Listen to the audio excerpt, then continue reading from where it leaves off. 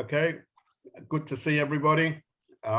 This class will be about the parasha Vayigash, and there's a very interesting perception in this in this parasha that it needs to be explored, and is essentially a teaching for a life's approach to how we can understand how our role in the world and our perspective within the world. So the beginning of this parasha starts off in continuation of the most dramatic events of last week's parasha. The last week's parasha finished off with the part of the narrative that Yosef, who is now viceroy of Egypt, has put an object in the sack of Binyamin. Everybody, all the sons, all the brothers have been dragged back to the viceroy's palace and accused of stealing. And then the point is the pointer is put to Binyamin, and Yosef says, as a viceroy, well, he's the one who's guilty. We're going to make him pay the cost by locking him up, etc., etc. Yehuda then stands up on behalf of Binyamin and starts to speak, trying to defer the viceroy's anger and put it off to in other circumstances by discussing the circumstance, and then saying that rather than imprison the Binyamin, they should imprison him. He's a better worker. He's a stronger worker, and he's responsible. At this point of the narrative, that's the first lines of the beginning of the parasha. So this is a massive encounter between someone standing up for another person, the person who's taken responsibility, and a person in power. And then there's a power equation at this point. So it's very dramatic. There is this encounter via Yehuda, there's Yosef, and there's perspectives. So the verse starts off and says, Vayigash Elev Yehuda, and Yehuda approaches him, Yosef. And this whole event can be seen in multiple perspectives, and in particular 3 perspectives. There's Yehuda's perspective. Yehuda's perspective is there as one who's standing up for his brother, and he's got this perspective that the person who's facing him is the viceroy of Egypt, second in command to Pharaoh, and his approach towards Yosef is therefore someone who wishes to convince a non-Jewish ruler to assist Binyamin, to release Binyamin, and to set him free. So therefore, there is this perspective of Yehuda at this point. There is also the perspective of truth. There's the perspective of actuality.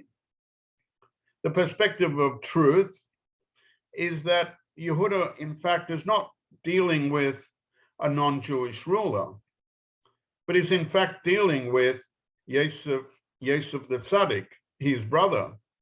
But he doesn't see that global reality. He just sees what's in front of him.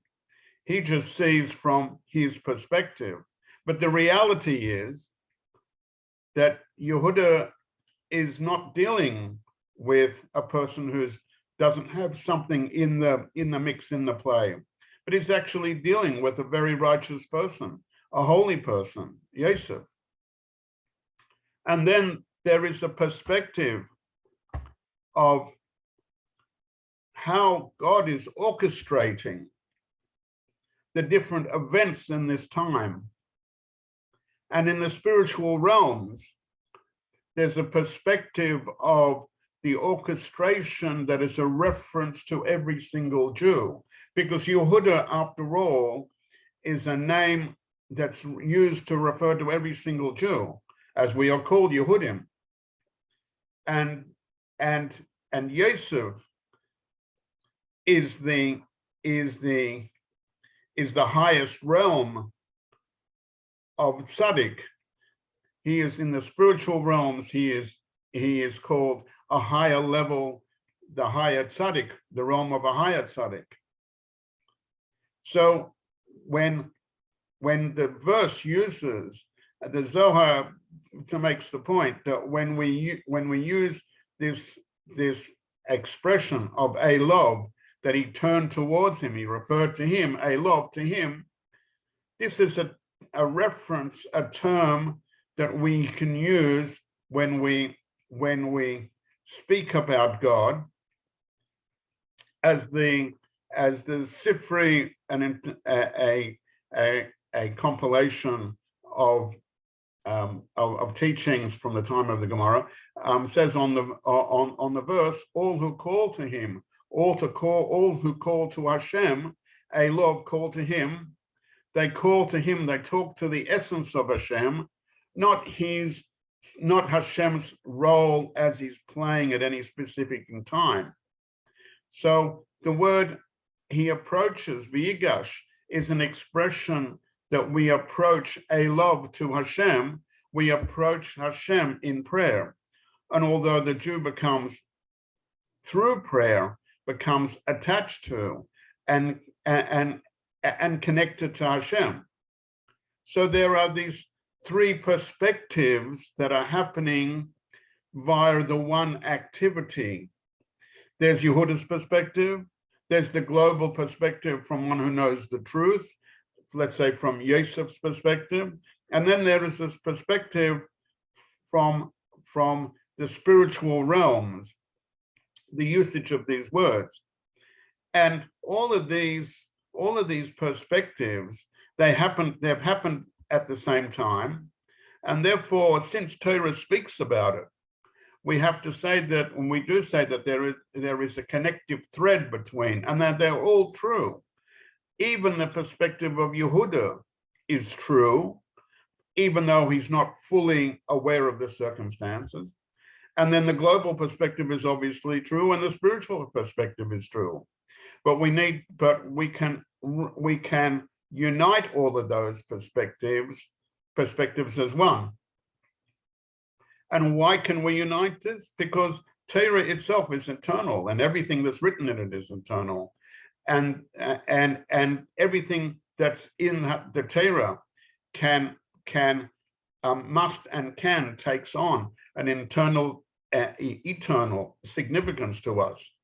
And so therefore, since Yehuda's misinterpretation is recorded in the Torah, is part of the Torah, and therefore it has an everlasting importance, and has got a teaching to us. In fact, the majority, or a good part of the parasha, of the beginning of the parasha, is all written within this Yehuda's perspective of this misunderstood impression.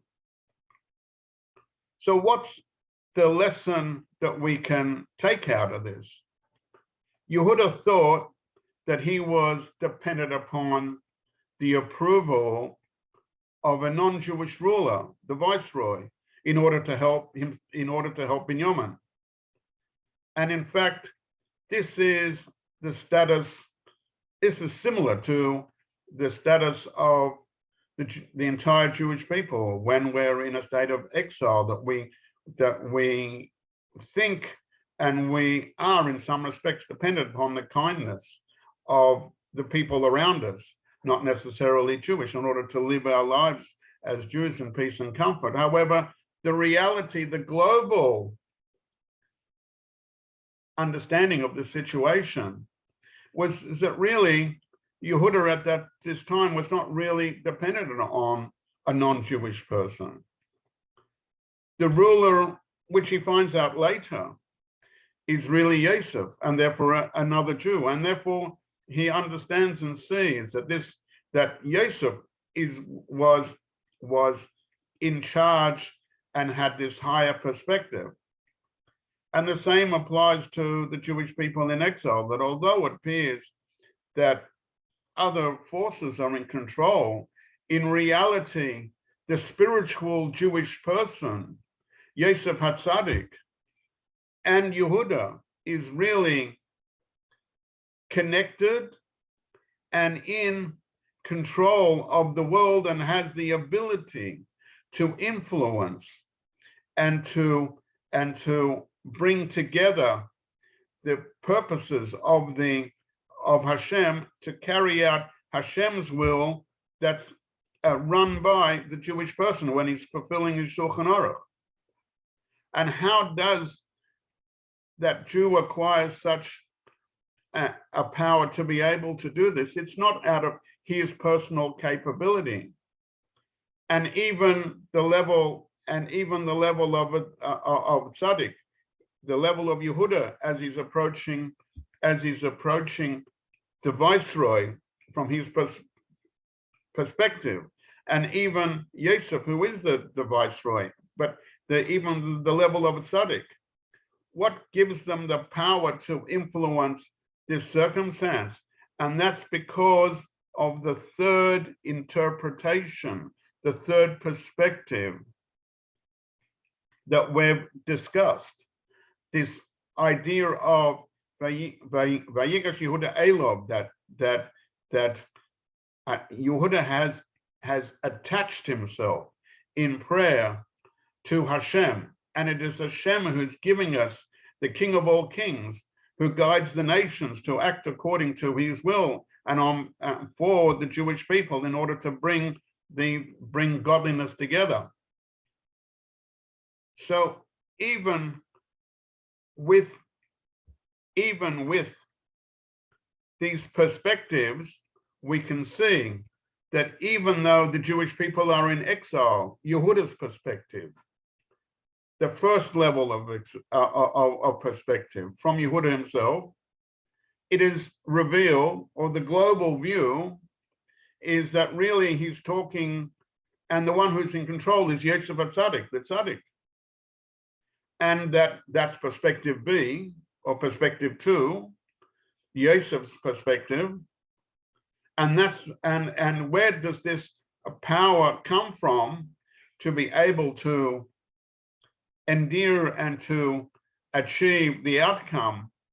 That's through the perspective, that third perspective, what we've put together. That's because of the perspective of God's perspective, the connection with God through prayer. And this especially connects to where we're holding in this week's parasha, because we've just come from the week of Hanukkah, where Hanukkah has shown us the capability of the spiritual light to be able to bring light and spread connectiveness to the world through the power of the righteous family and the miracles that Hashem have done through the power of the Chashmonai, the family that fought on behalf of the Jewish nation to bring the reality of light into the realm of darkness, of light into the realm of darkness, and bring the higher realm of light into visibility. And in fact, what do we find? That at the end of, as this parasha continues, and we find particularly and in the next parasha that Pharaoh acquiesces and agrees. Pharaoh, who is the actual king, he acquiesces and he says, I want to give you and I want to support you and your family. That is from perspective C, I want to support you and I want to give you all your needs so you'll be able to fulfill your goal in both material and spiritual realms. And Pharaoh says, I'll give you the choicest area of land, and where they, as we learn in the next week's parasha, the family prospers and grows. And all of this is an achievement that happens when we connect ourselves to Hashem. Ultimately, the highest level of perspective is when we will come in the times of Mashiach, and we will come into our own land, where we will have the full revelation of spirituality and have all the physicality to support it. So we can understand this in a deeper sense, that our idea of the connection between Yehuda and Yosef, in the idea that there is an analogy between Yehuda and Yosef, and that's an analogy between the idea of the creation of heaven and earth. What is higher? What is a more truer perspective? Is the perspective of Yehuda more correct? Is the perspective of Yosef more correct? Meaning that Yosef's perspective from the level of tzaddik, of the level of righteousness, from the level of a higher spiritual person. We know that Yosef, even though he was viceroy, didn't change his connection, and he was always connected to Hashem. And he was the one who gave sustenance to all the people, all the nations, and he gave sustenance to Yehuda. So he was the giver. This is something like the perspective of the idea of heaven. Heaven gives us all that we need, the rain in its time, as the expression is from the Shema, our spiritual enlivenment, and our physical life. On the other hand, we nurture ourselves from the matters of earth. We get nurtured from earth itself, from produce, from food, from efforts that we do from ourselves, from the field, from agriculture, or higher order activities. But it's bottom up. Your Yehuda, in a spiritual sense, is the one who is referred to as the word Yehuda comes from the idea of to give praise, to connect, to Meder, which is to offer praise and sublimate himself. This is an aspect of earth. Earth is lowly, is humble. And when a person approaches Hashem in prayer, a person approaches from a humble point of view. Yosef, the higher level tzaddik, the one who represents Shemaim, the one who represents heaven, is the one that gives benefits. He supplies. Within the Talmud, there is a discussion. What came first? Did the heavens or the earth come first? An interesting discussion. And that discussion comes from the point of view of what was created first. Was man created first? The earth created first in the biblical narrative of creation, or were the heavens created first? And the discussion highlights the idea that in the processes of creation, heaven and spiritual things were created first. And therefore, heaven is higher. What was created low in at the end of the creation period, the earth, and therefore is more lower in spiritual ideas. Man is created last, and he was created from the earth. So what is higher? Is it the heavens, or is it the earth? The Talmud, and we come to the understanding that this discussion is really telling us and discussing with us what is higher, what was the ultimate perspective. Coming back to the idea of perspectives, the original purpose of creation was for man. So the ultimate objective is earth, and man to be on it. Although heavens is more spiritual, it isn't necessarily the ultimate objective. As man progresses in spiritual activity and he connects with Hashem, he elevates himself and he merges higher and merges to the heaven. So the Talmud wants to know what is higher, the heavens or the earth.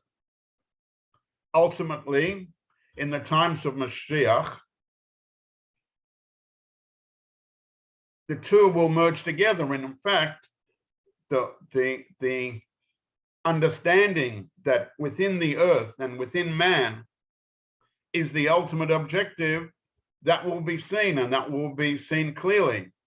And therefore, the earth will be on a higher level than the spirituality. So and this perspective is also in the Haftarah. The Haftarah is connected to the Torah, has to have some connection. The Haftarah itself has to have some sort of connection to the parasha. And within the Haftarah is part of Yechezkel's prophecy about in the future times that the two sections of Israel, which come from Yosef, come from Yehuda, will merge together. So they will, and in the Haftarah, the Yechezkel is told that he used to take two sticks with the name of Yehuda on it, and the stick of Yosef, and he has to place them together, but he has to place the level of Yehuda on top of it, which then teaches us that Yehuda, man, the service of David HaMelech will rule over them. That is the quote, and he will come to his preeminence. But the reality is that there are two perspectives, and these two perspectives in reality both are true, but from two different eras. In the time of exile from Israel, Yosef, who represents the heavens, the tzaddik, who represents the higher realms of spiritual study, he is understood to be higher, and that's what we see. But in the Messianic era, the superiority of Yehuda, the superiority of the idea of the earth, the lowest realms, being that the ultimate purpose for Hashem, and that Hashem is embedded in the earth, the very strong power of growth and the power of the ultimate endpoint of his creation, that we will see that there is a superiority of action, not necessarily study, over study, and therefore we will see that the lowest realms will rise higher to an ultimate point. Now, this is the idea between the two comings together of Yosef and Yehuda, and the two perspectives. The reality is that our perspective, the perspective of this moment in time that we're in, is a true perspective. This is the reality of our existence at the moment. But there is a global reality, a vision that can be seen from the heavens, from Yosef's perspective, from the Tzaddik's perspective. And when we connect in prayer to Hashem, we merge those two perspectives closer and closer together so that they can become an expression between the two and drive us to the level that we will eventually come to in our service to Hashem. So this brings out the idea that at the beginning there is a perspective of Yosef, a global perspective, but nevertheless, ultimately there will be the perspective of Yehuda, the perspective of connecting to Hashem from the lowest level and showing the realm of action, the idea of making a dwelling place for God, specifically through the realm of action, being a superior activity that we have as a Jew. These two extremes are characteristic of the exile that we're in. On the other hand, we can see that the longer we're in exile, the perspective of Yehuda can be stronger, and by the continuous addition of Torah mitzvahs, that brings us to a closer realm of redemption. And then we can therefore see that we are preparing ourselves for the time of connecting. And this, as I said, follows the idea that we've just come from Hanukkah. The Hanukkah Manera, as we know, is lit only after it becomes dark outside. The lighting of the Manera represents how every Jew illuminates the darkness of the exile via his activity in learning Torah and doing mitzvahs. And the Manera is lit facing the outside, representing the idea of the transformation of darkness step by step to a world of light and holiness. We will only see the ultimate transformation of the darkness to light in the era of Mashiach.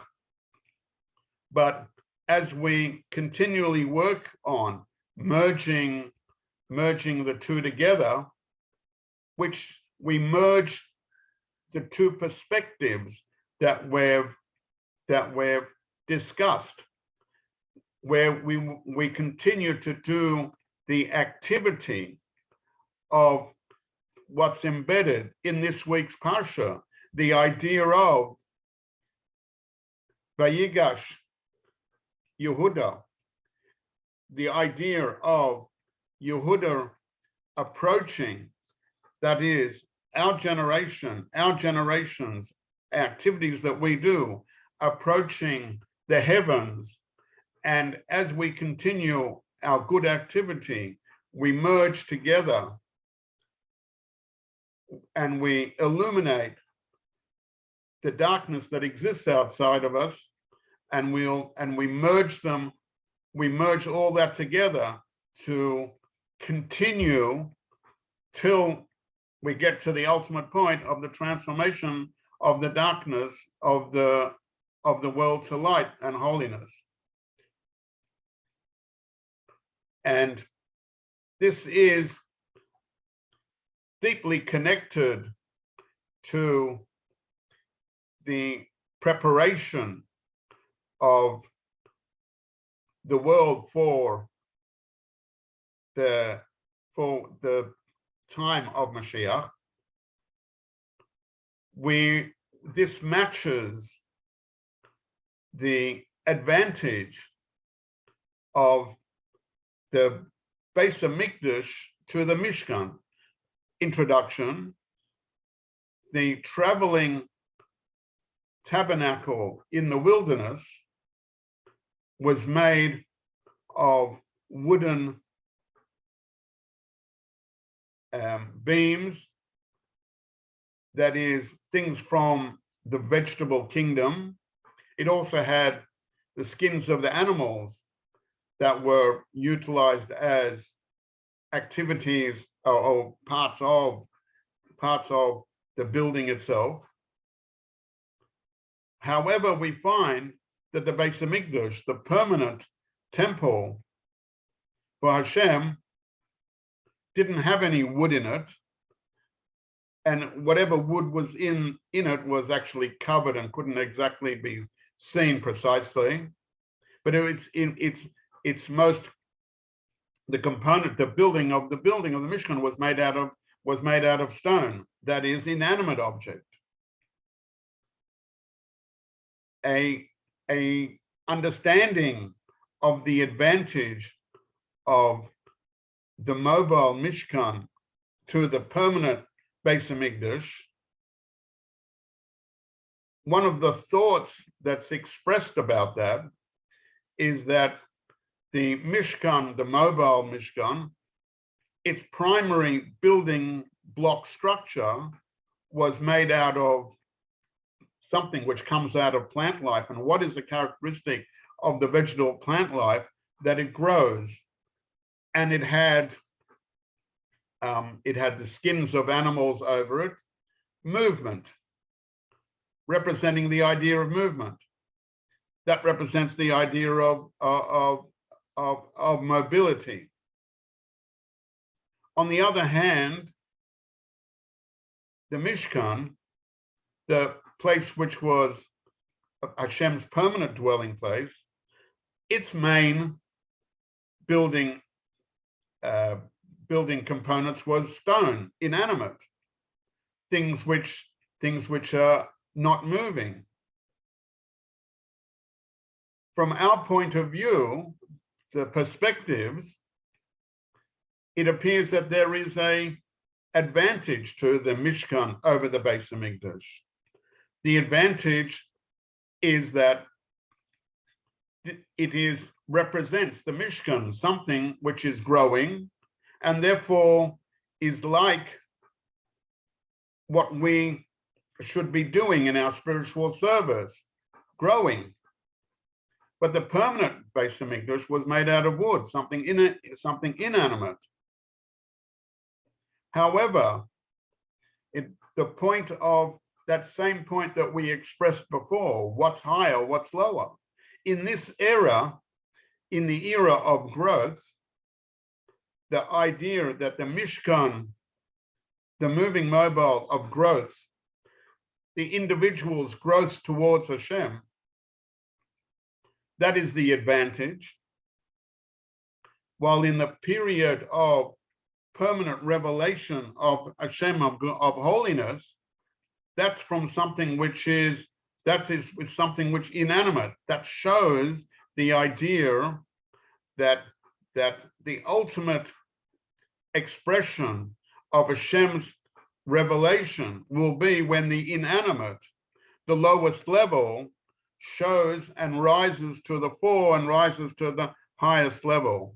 That is, that the idea of action-based activity, the lowest realm, earth, rises and becomes the permanent edifice for Hashem. This shows that two perspectives again of Yehuda versus Yosef. As they merge together, we'll have the ultimate expression of the highest level of the revelation of Hashem through the revelation of Mashiach, and he will show us and teach us that all the activity and all the different things that we did in the time while we were in exile from our permanent home, our permanent spiritual home, was there for the purpose to build and emphasize and to utilize and to elevate all the different things that we've had. So therefore, in order for us to prepare for the building of the Beis HaMikdash, we should do something. We should also do things. That is to say that we should take the Torah and the prayer and the good deeds that we do, and make them places, make them tools, make them activities which bring us closer to the era of Mashiach, so that goodness and kindness will be everywhere.